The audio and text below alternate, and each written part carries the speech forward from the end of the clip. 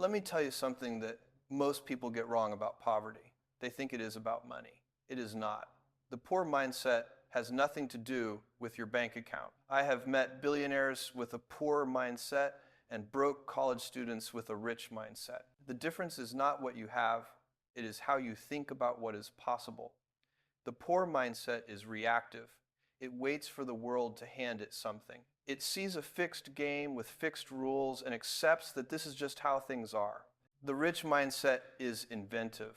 It does not wait. It does not accept. It creates. It looks at the world and asks, what if we could do this completely differently? That question, that single shift in perspective, is worth more than any amount of capital, because capital without the right mindset gets spent, but the right mindset creates capital over and over again. I want to be very clear about something. I did not start rich. I started Amazon in a garage in 1994.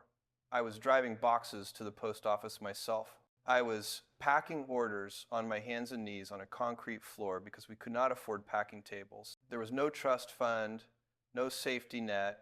What I had was a framework for making decisions, a way of looking at the world that most people do not use. And that framework made all the difference.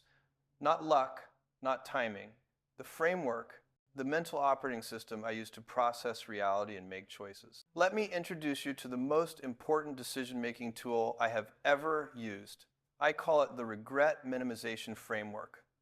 When you are facing a major decision, you project yourself forward to age 80. You imagine yourself looking back on your life and you ask, what will I regret? Will I regret trying this and failing? Or will I regret never trying at all? The poor mindset fears failure. It is paralyzed by the thought of looking stupid or losing money or being wrong. So it does nothing. It stays safe. And at 80 years old, it is filled with regret. The rich mindset fears regret. It understands that you can recover from failure, but you cannot recover from never trying. This is the distinction that changes every decision you make. When I left my job on Wall Street to start an internet bookstore, people thought I was insane. I had a great career, stability, a clear path forward, and I was going to throw it away to sell books online. My boss took me for a walk and tried to talk me out of it. He said, "This sounds like a great idea for someone who does not already have a good job." And he was right from one perspective. From the perspective of minimizing short-term risk, it was a terrible decision.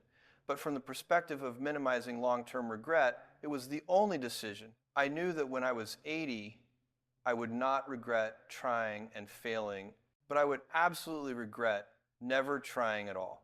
Now, let me take you deeper into the specific mental frameworks that separate the two mindsets. The first one is how you view resources. The poor mindset sees a fixed pie. It believes that there is only so much success to go around. If my neighbor gets a promotion, that is one less promotion for me. If another company succeeds, that means less room for mine. This worldview creates envy. It creates a scarcity mentality where you are always fighting over scraps. You spend your energy watching what other people have and resenting them for it. The rich mindset sees invention. It understands that the pie is not fixed. We can bake new pies. We can create value that did not exist before. When I started Amazon, I was not trying to take market share from Barnes & Noble or Borders. I was creating a completely new way to shop, a way that did not exist. And when we did that, we did not take value from bookstores. We created new value. We made it possible for someone in a small town to access the same selection as someone in New York City. That is new value. That is a new pie. And here is what people miss. When you invent new value, everyone can win. The customer wins because they have more options. We win because we built a business. Even physical retailers could have won if they had adapted and invented. But many of them had the poor mindset. They saw a fixed pie. They thought we were stealing their slice, so they fought instead of invented, and they lost. This leads directly to the next distinction, how you think about time. The poor mindset is obsessed with short-term efficiency. It needs immediate returns. If I work today, I need to get paid Friday. If I invest this hour, I need to see results by next week. This sounds practical. It sounds responsible, but it is a trap because the biggest opportunities in life are never efficient in the short term. They require what I call wandering. Wandering is not being lost. It is not wasting time. Wandering is exploring without knowing exactly what you will find. It is being willing to be inefficient today because you might discover something extraordinary tomorrow. When we started Amazon Web Services, it came from wandering. We had built infrastructure to run our retail operations, and someone asked, what if we let other people use it? That question did not come from a strategic plan. It came from wandering, from being curious, from being willing to explore an idea that had no immediate payoff. If we had been obsessed with short-term efficiency, we would have said no.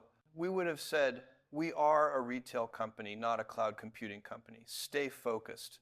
But we wandered, and that wandering created AWS, which is now one of the most valuable parts of Amazon. The poor mindset would have never found that, because the poor mindset does not wander.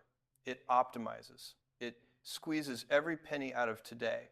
And in doing so, it misses the million-dollar opportunities of tomorrow. Let me ask you directly, are you optimizing your life for pennies today or millions in a decade? Are you so focused on immediate returns that you cannot invest in wandering? Because if you are, you have a poor mindset. And it does not matter how much money you make, you are still poor in the way you think. The rich mindset is patient. It understands compound growth. It knows that if you plant the right seeds today and water them consistently, you will have a forest in 10 years. But you have to be willing to plant seeds that do not bear fruit immediately. You have to be willing to look inefficient for a while. Here is another key difference. The poor mindset craves social validation. It is terrified of looking stupid. It needs everyone to agree before it moves. This is deadly, because anything worth doing will make you look stupid to most people at first. If you want to invent, if you want to create something new, you must be willing to be misunderstood for a long time. I have been misunderstood constantly. When we started selling products from third-party sellers on Amazon, our employees thought it was suicide. They said, Jeff, we are helping our competitors. We are giving them our platform. We are going to get destroyed. And from their perspective, it made sense. Why would we let other people sell on our site when we could sell those products ourselves? But they were thinking about the wrong thing. They were thinking about us. I was thinking about the customer. The customer does not care who sells the product. The customer wants the best selection at the best price. If a third-party seller can offer a better price or a product we do not carry, the customer wins. And if the customer wins, we win, even if it means less margin on that individual transaction, because a happy customer comes back. They trust us. They make Amazon their first stop. That long-term trust is worth infinitely more than the short-term margin on a single sale. But I had to be willing to be misunderstood. I had to be willing to let people think I was making a mistake. And I was okay with that, because I was not optimizing for what people thought of me. I was optimizing for what was right for the customer. The poor mindset cannot do this. It needs consensus. It needs validation. It needs everyone to agree that this is a good idea before it acts.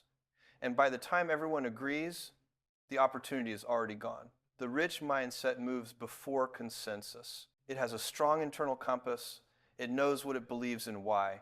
And it is willing to be alone in that belief for as long as it takes. This connects to the final and most important distinction between the two mindsets, where you focus your attention.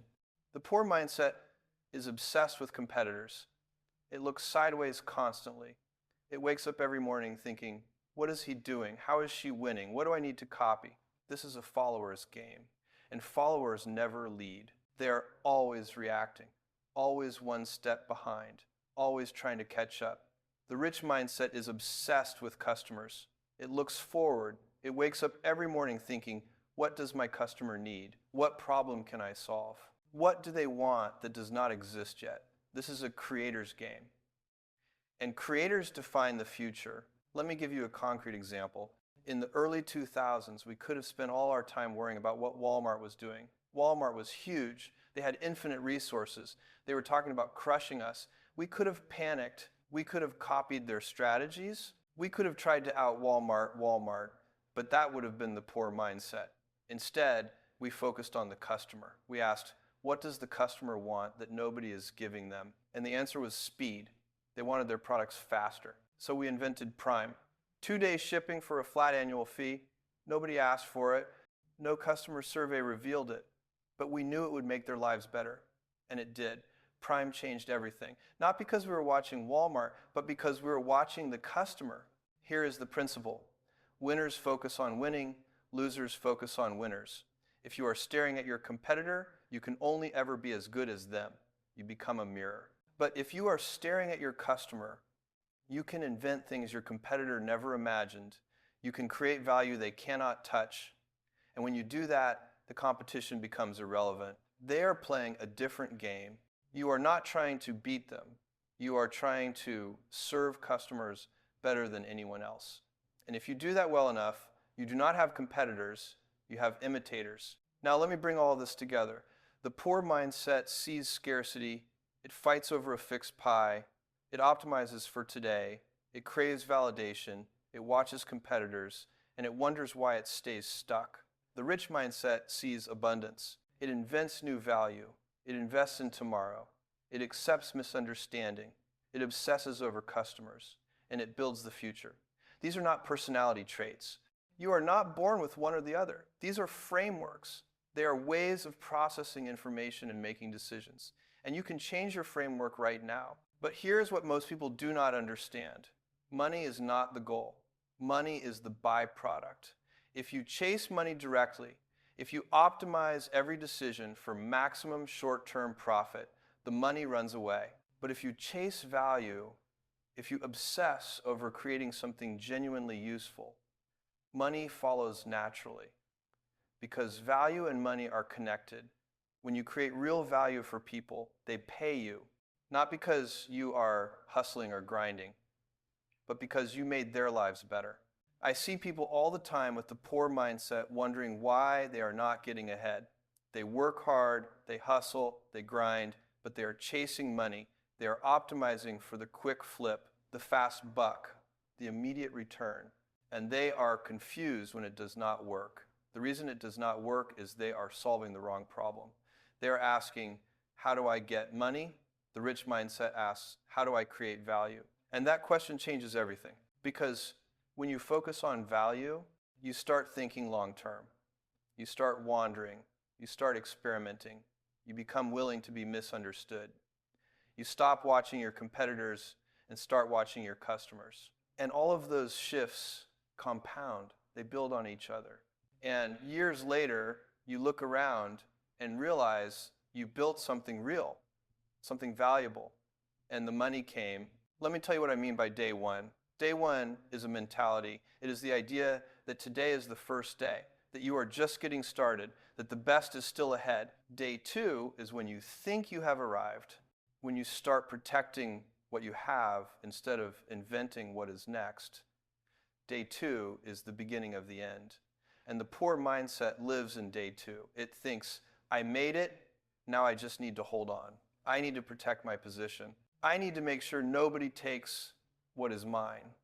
And that defensive posture kills growth, it kills creativity, it kills the future. The rich mindset lives in day one, always. No matter how successful you get, it is still day one. There is still more to invent, more to discover, more to build. You never arrive.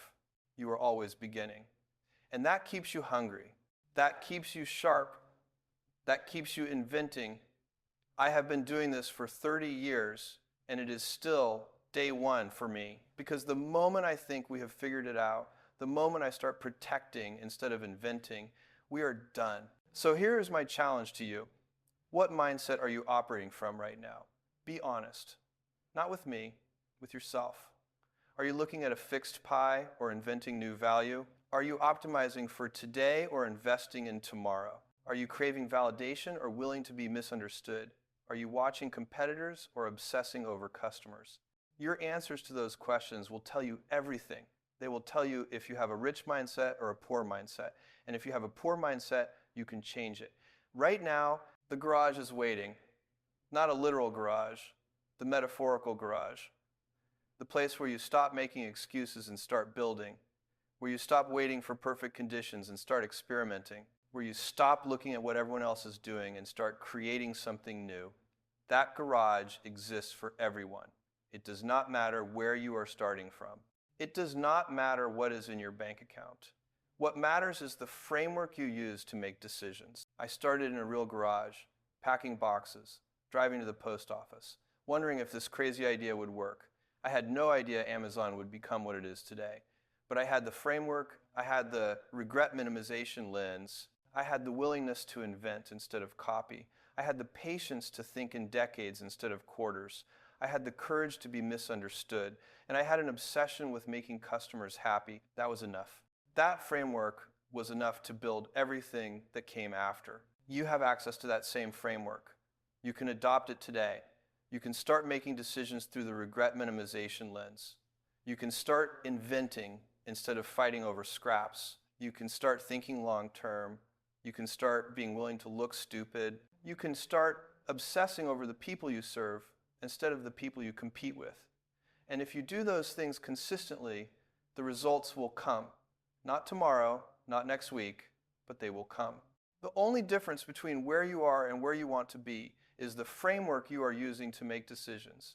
Change the framework, and you change everything.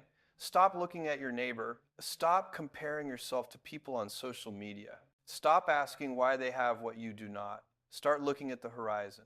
Start asking what you can create that does not exist yet. Start thinking about who you can serve. Start building. It is always day one. The future is not written. The game is not fixed. The pie is not limited. You can invent, you can create, you can build something that matters, but only if you adopt the right mindset. Only if you stop thinking like you are stuck and start thinking like you are free, because you are free. The cage is in your mind, and you can walk out of it anytime you choose. So choose the rich mindset. Choose invention over scarcity. Choose long-term over short-term. Choose misunderstanding over validation. Choose customers over competitors. Choose value over money. Make that choice right now, and then make it again tomorrow and the day after that. That is how you win. That is how you build the future. And if you are ready to stop looking at your neighbor and start looking at the horizon, subscribe. Let us build the future together.